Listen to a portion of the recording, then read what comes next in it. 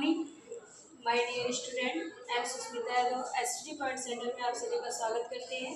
आज हम आप लोगों को बताएंगे प्रेजेंट परफेक्ट कॉन्टिन्यूअस टेंस।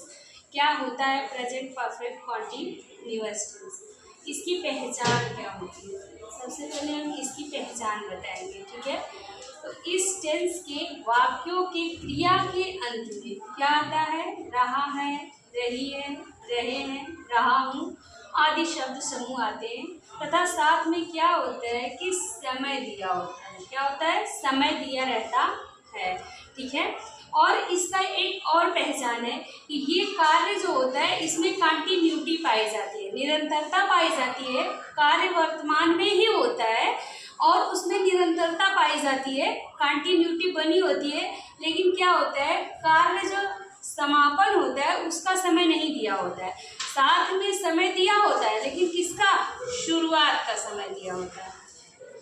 शुरुआत टाइम क्या है उसका समय दिया होता है, लेकिन खत्म कब होगा उसका समय नहीं दिया होता है इस टेंस में। इस टेंस की यही पहचान है। क्या पहचान है, इस टेंस के वाक्यों के क्रिया के अंत में रहा है, रही है, रहा हूँ आदि शब्द समूह आते हैं तथा साथ में समय दिया रहता है। उसे क्या कहते हैं, प्रेजेंट परफेक्ट कॉन्टिन्यूअस टेंस कहते हैं। फिर रूल नंबर 2 पे आएंगे हम। देखिए इसका नियम पहले पढ़ लेते हैं।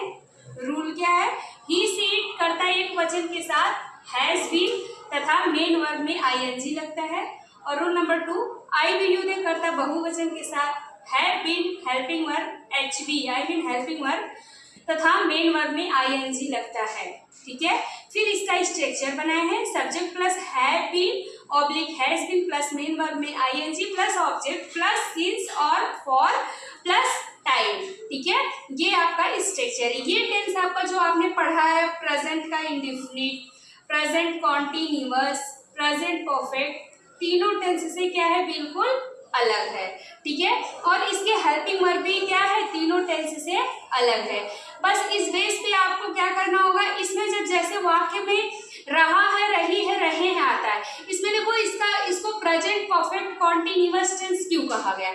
इसमें जैसे होता है ना, इसकी जो इंग्लिश हेल्पिंग वर्ब होती है वो परफेक्ट की कुछ मिल जाती है, जो हिंदी पहचान होती है वे कॉन्टिन्यूअस की हो जाती है, इससे इसको बना दी प्रेजेंट परफेक्ट कॉन्टिन्यूअस टेंस। चलिए एक ट्रांसलेट हम आप लोगों को बताते हैं, उसके माध्यम से आप लोगों को समझाते हैं।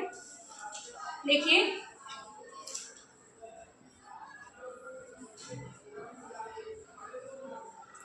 मैं 2 घंटे से अपना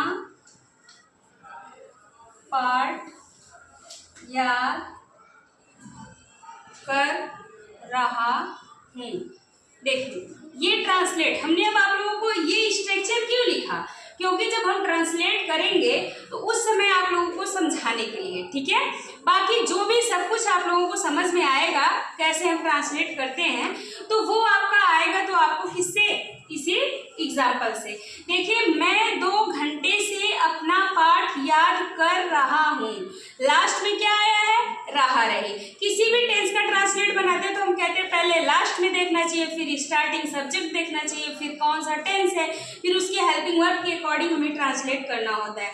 तो सबसे पहले क्या वाक्य में रहा हूँ लास्ट में आया, फिर क्या देख रहे हो, हम तो पता है सोचे कि ये कॉन्टिन्यूअस टेंस है, रहा रही आ गया, नहीं, साथ में क्या है, समय भी दिया हुआ है, 2 घंटे से अपना पाठ पढ़ रहा है। तो इसका ट्रांसलेट करते समय हमने अभी बताया कि जब रहा रही रहे आए और साथ में समय दिया रहे तो उसे प्रेजेंट परफेक्ट कॉन्टिन्यूअस टेंस कहते हैं। और इसका ट्रांसलेट करने का रूल है, ही सी इट करता एक वचन क्रिया के साथ हैज बीन मेन वर्ब में आईएनजी और आई वी यू दे करता बहुवचन के साथ हैव बीन मेन वर्ब में आईएनजी लगता है। तो आइए ट्रांसलेट करते हैं। सबसे पहले आई, ठीक है। कर्ता को जानने के लिए कौन से प्रश्न करो, अगर आपको नहीं समझ में आता कर्ता क्या है, किसको हम पहले लिखें, तो सबसे पहले कौन से प्रश्न कर दो, ठीक है। मैं 2 घंटे से अपना पाठ याद कर रहा हूँ, कौन, आंसर में मिल जाएगा मैं।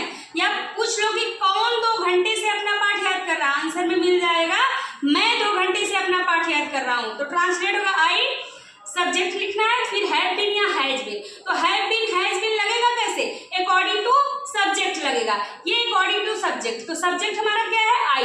अब आई इसमें ढूंढते हैं कहाँ है, यहाँ है। आई के साथ हेल्पिंग वर्ब क्या लगेगी, हैव और बीन लगेगी। यहाँ स्ट्रक्चर में कहा गया है कि अकॉर्डिंग टू सब्जेक्ट हैव या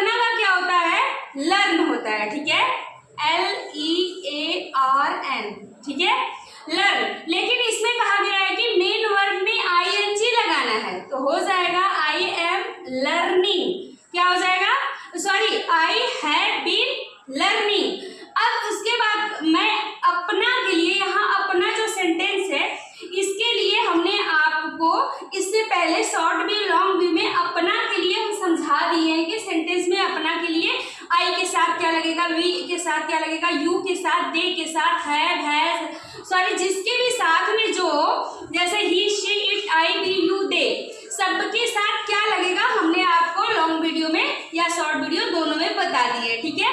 तो आई के साथ माई लगता है, तो आई हैव बीन लर्निंग। फिर उसके बाद हमने क्या कहा है, ऑब्जेक्ट लिखना है, तो इसमें क्या हो रहा है, ऑब्जेक्ट क्या है, लेसन है, तो I have been learning my lesson, क्या हो जाएगा, LESSON, माई लेसन।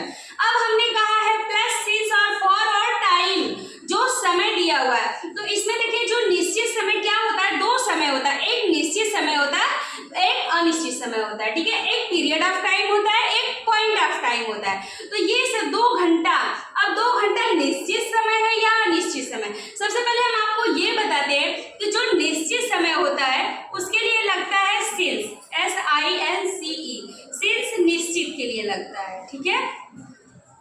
और फॉर जो है आपका F और फॉर लगता है अनिश्चित, ठीक है। ये आपको हमने अपनी शॉर्ट और लॉन्ग दोनों वीडियो के साथ निश्चित और अनिश्चित समय एकदम छांट के डिटेल आप लोगों को बता दिए है, ठीक है।